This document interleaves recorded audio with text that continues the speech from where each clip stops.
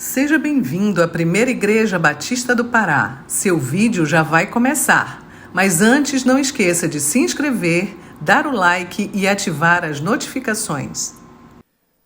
Quanto maior a consciência nossa, quanto mais nós tomarmos conhecimento de onde viemos, de onde fomos arrancados, maior o sentimento de gratidão, maior o desejo que teremos de praticarmos boas obras, de sermos santos.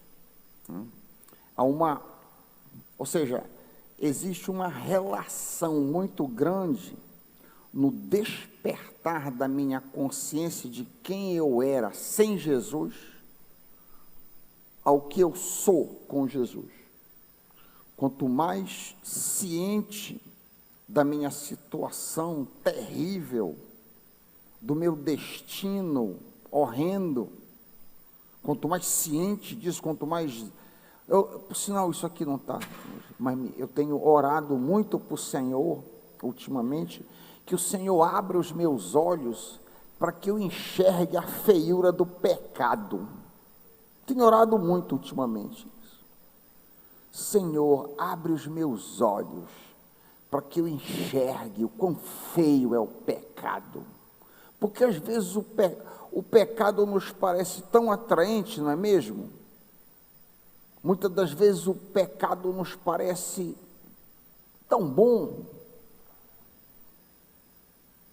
Vamos considerar hoje à noite Tito, carta do apóstolo Paulo a Tito. Vamos considerar um breve segmento. No capítulo 3, nós vamos considerar os versículos 3 a 8. Eu leio na Ara, você acompanha na sua tradução.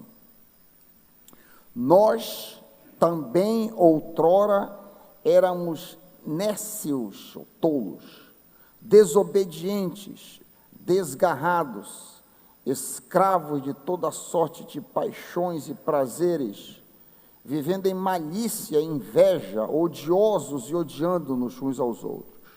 Quando, porém, santa adversativa, porém, se manifestou a bondade de Deus, nosso Salvador, e o seu amor para com os homens, não por obra de justiça praticadas por nós, mas segundo sua misericórdia, ele nos salvou mediante o lavar regenerador e renovador do Espírito Santo, que ele derramou sobre nós ricamente, por meio de Jesus Cristo, nosso Salvador, com o objetivo de, justificados por graça, nos tornemos seus herdeiros segundo a esperança da vida eterna. Fiel é a palavra, e quero que, no tocante a estas coisas, faças afirmação confiadamente, para que os que têm crido em Deus sejam prontos na prática de boas obras. Estas coisas são excelentes e proveitosas aos homens. Pai, fala conosco. Teu povo não veio aqui para me ouvir, teu povo veio aqui para te ouvir, para ouvir a tua voz. Cria em nós um sentimento profundo de gratidão, cria em nós o desejo pela prática das boas obras, de alcançar outros, de sermos luz, onde quer que andemos. Vem agora sobre mim e fala com teu povo, Pai, em nome de Jesus. E o povo apoiando diz: amém.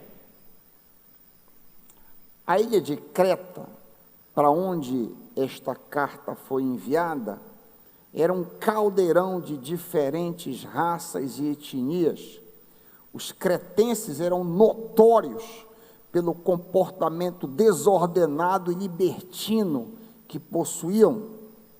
Por sinal, o apóstolo Paulo faz coro com essa verdade, citando o poeta Epimênides, no capítulo 1, versículo 12, se você tiver com a Bíblia aberta, é só olhar do outro lado.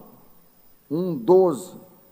Epimênides é citado por Paulo aí com as seguintes palavras: cretenses, sempre mentirosos, feras terríveis, ventres preguiçosos. Que insulto, hein? É óbvio que os membros da igreja, debaixo do pastoreio de Tito, tinham tal comportamento antes de terem sido salvos mediante o lavar regenerador e renovador do Espírito Santo, conforme nós lemos no texto.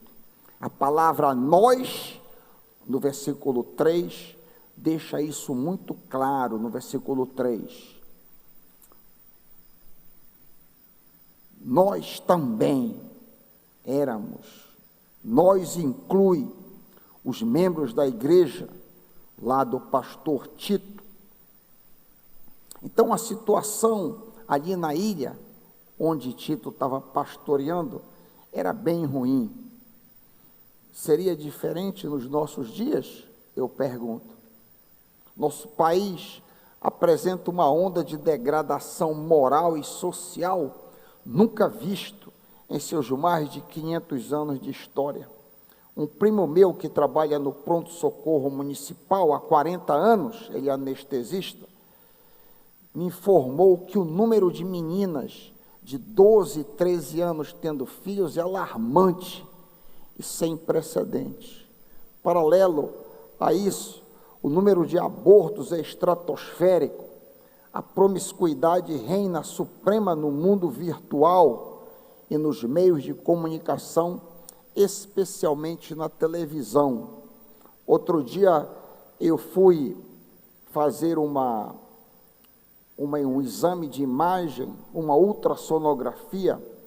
Eu fiquei esperando a hora de eu ser chamado, muita gente, eu sentado esperando ali, e tinha uma televisão ligada para entreter quem está.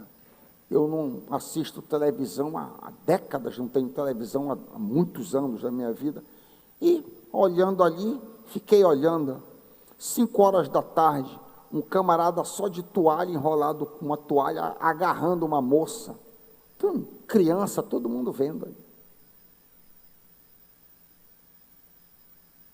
Eu fiquei pensando, como é que os crentes, os pais crentes que têm televisão na sua sala agem numa hora dessa?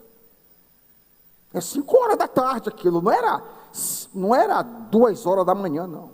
Estava lá, o cara agarrando, beijando, de toalha, núcio. Assim, nossos lares são assolados por todo tipo de lixo imaginável. O reflexo, a consequência disso, é a destruição das famílias. No meio político, no Brasil, nem se fala. É lixo um atrás do outro. A bem da verdade, os nossos políticos são apenas reflexo do caráter geral da nação. Aprendi em casa que, abre aspas, o povo tem o governo que merece, fecha aspas. Fosse tudo isso pouco, no legislativo transmitam leis que são frontalmente opostas a valores cristãos, sejam protestantes ou católicos. Nós estamos chegando rapidamente à situação denunciada por Isaías, que diz, Isaías 5:20, ai dos que ao mal chamam bem, e ao bem mal. Ai dos que fazem da escuridão luz, e da luz escuridão, dos que fazem do amargo doce, e do doce amargo. Eu tenho certeza que todos vocês sabem disso muito bem. E por que razão, então, eu estou tomando tempo de vocês para dizer da degradação moral que a nossa pátria está atravessando? Eu estou dizendo isso apenas para que vocês vejam que a situação dos cretenses e as nossas é um tanto parecido. Paulo descreve o contexto de Creta com adjetivos fortíssimos. Olha aí o versículo 3. Nécios, desobedientes, desgarrados, escravos de toda sorte de paixões e prazeres, vivendo em malícia e inveja, odiosos e odiando-nos uns aos outros. Chama a atenção aqui que Paulo inclui a Tito e a si mesmo nessa terrível descrição. Isso é extraordinário. Tanto os depravados gentios, aqui representados por Tito e os cretenses, quanto os moralistas judeus, aqui representados por Paulo, e os da circuncisão, 1:10, você pode ver isso aqui, que Paulo fala sobre os da circuncisão, todos estão colocados na mesma categoria.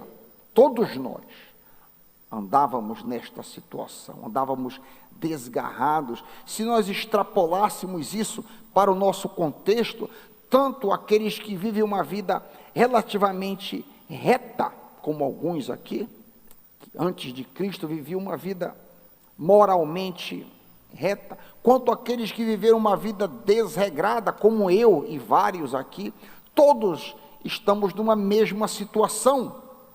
Ninguém é melhor do que ninguém. O que acontece é que quando a gente não tem Cristo, o tipo de criação que você tem, se você nasce em um lar moral, então você tende a ser um pouco melhor do que aquele cara que nasce, por exemplo, na Arábia, num local terrorista, que ele vai ser um terrorista. Mas a natureza adâmica é a mesma.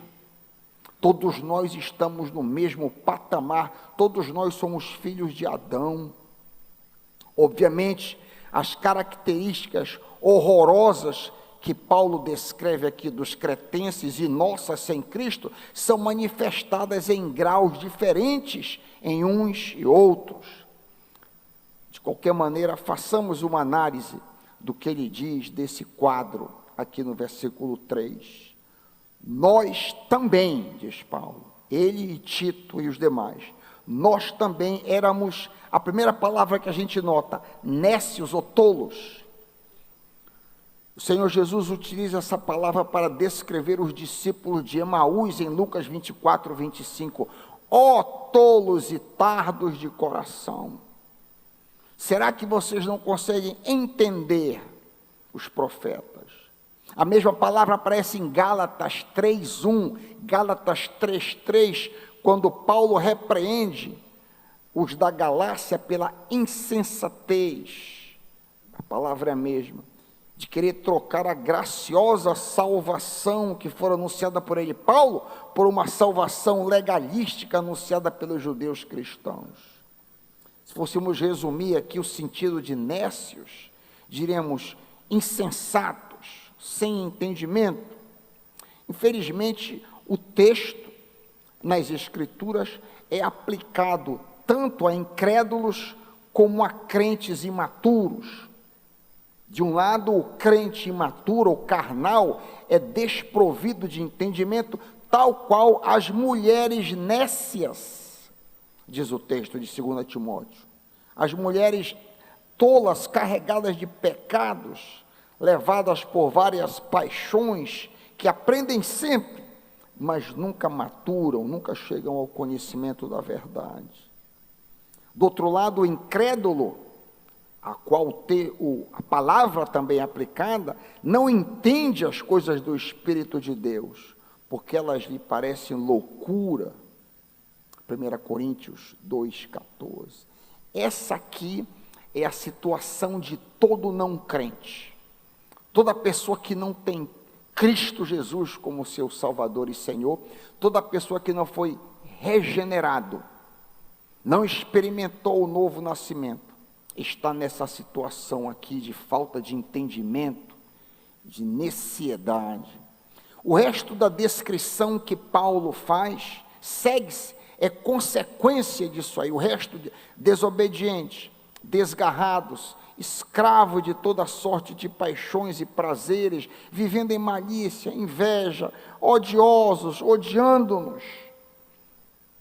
Tudo isso aí segue-se dessa falta de entendimento, de não ter nascido outra vez.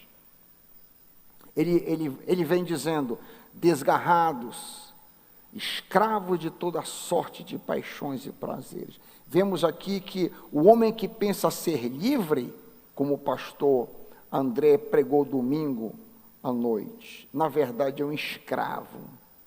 Martinho Lutero acertadamente afirmou que o homem, o ser humano, é um cavalo. Quando o cavaleiro é Deus, esse homem faz coro com o apóstolo Paulo, em vários prefácios. Paulo, escravo, orelha furada de Jesus Cristo. Quando o cavaleiro é Satanás, esse homem flutua à deriva. Em um momento cede a um vício, em outro momento cede a um prazer. Ele não tem estabilidade. Ele está desgarrado, diz o texto. É presa do diabo que o tange de um lado para outro, escravizando-o a toda sorte de paixão e prazeres. Muito acertadamente disse Calvino, eu citei. Lutero vale citar Calvino. Olha que pérola. Todos os que se entregam aos desejos carnais são inquietos, pois não existe estabilidade fora do temor do Senhor. Que pérola! Não existe estabilidade fora do temor do Senhor. O que nos faz estáveis, sólidos, é o temor do Senhor. Nossa descrição quanto aos incrédulos termina com a triste afirmação naquela época que vivíamos, abre aspas, em malícia e inveja, odiosos e odiando-nos uns aos outros. A malícia é a astúcia que se usa para enganar outro.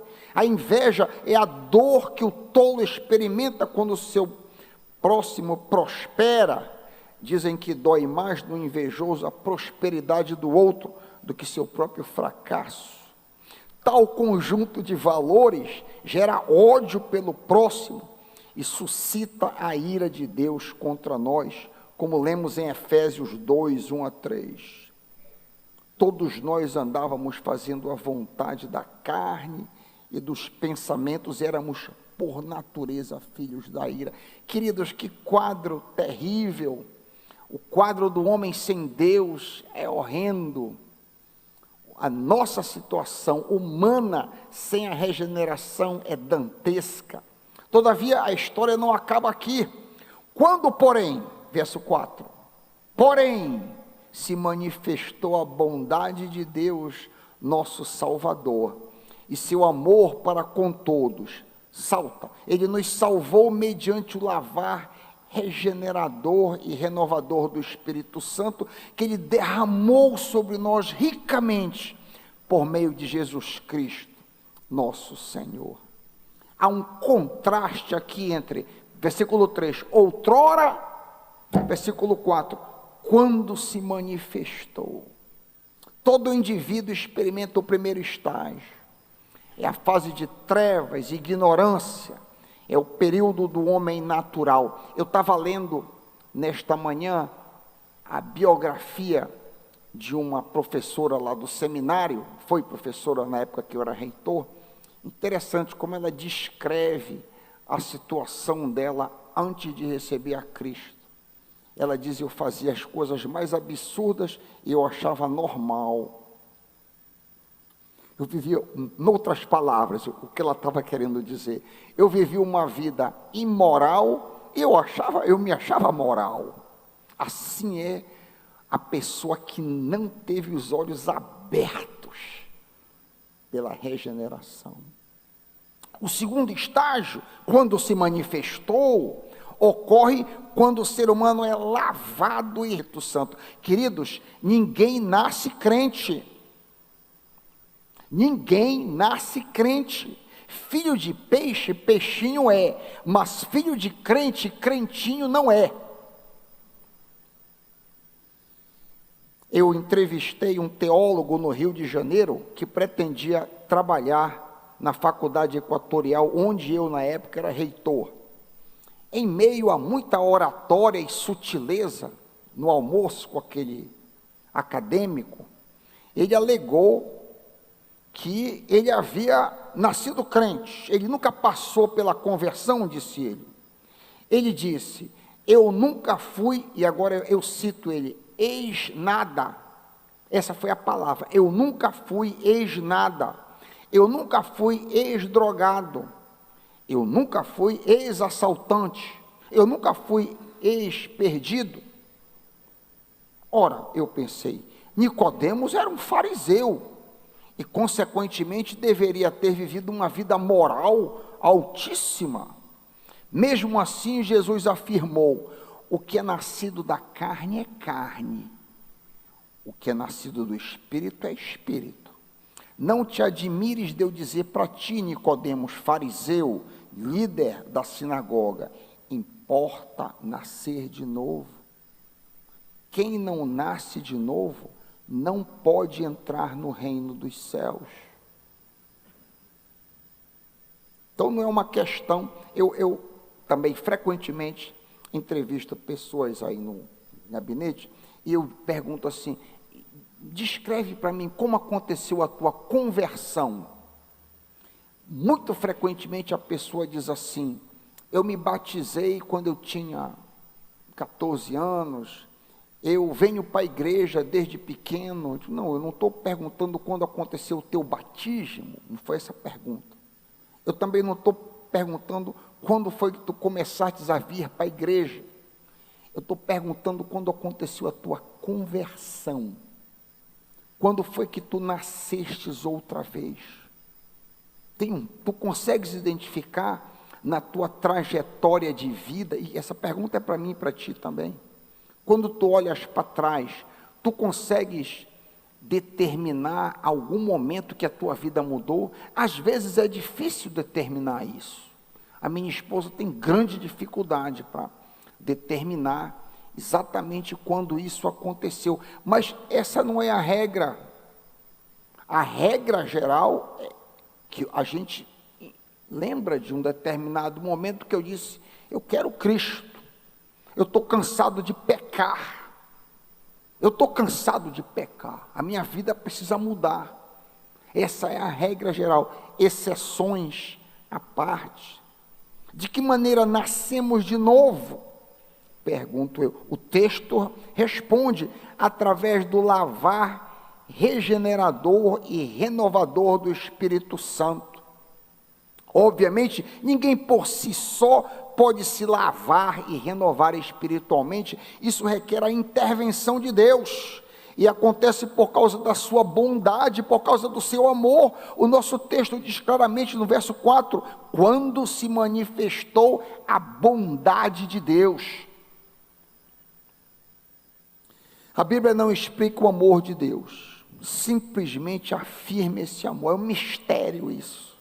Nós não entendemos por que Deus ama o homem. Não há uma explicação explícita. Por que Deus nos ama? Embora sejamos todos rebeldes, tendamos a ser indiferentes, às vezes religiosos para tapar o sol com a peneira. O maior teólogo do século XX, o suíço Karl Barth, dizia que Deus fez o universo a fim de relatar, de demonstrar o seu grande amor pela linda história do Cordeiro vindo nos resgatar. Um ato de amor sem igual, amor sem medida, ao invés de nos dar o que merecíamos. O que é que nós merecemos? Porque amamos a nós mesmos, porque cada um de nós nasce com um trono no coração e o ego entronizado, ao invés de Deus entronizado, porque todos nós, sem exceção, somos rebeldes por natureza. Eu tenho observado a Radassa, é curioso, quem criou filho, qualquer pessoa que tenha criado um filho, que tenha observado um filho, é a maior prova do pecado original. Cara, tu não precisas ensinar nenhum tipo de erro. A função do pai é ensinar o certo. Já sabe aí, explosão de ira. Uma criança de 1 ano e 6 meses com explosões de ira, ciúme do irmão, todas as marcas do pecado, em estado embrionário, mas todas as marcas do pecado sendo manifestadas, sem que eu e Betina ensinemos coisa alguma. Tudo que o trabalho que a gente tem que fazer é reverter a coisa. Então, embora rebeldes, nós recebemos misericórdia. Aleluia. Segundo, verso 5, segundo a sua misericórdia. Você sabe o que é misericórdia, meu irmão? Diz a história que uma senhora procurou Napoleão Bonaparte, solicitando misericórdia para seu filho. O imperador Napoleão disse a ela que aquele era o segundo crime que o seu filho havia cometido, e que a justiça demandava a pena de morte. A mãe disse, abre aspas, Senhor, eu não peço justiça, eu peço misericórdia, fecha aspas.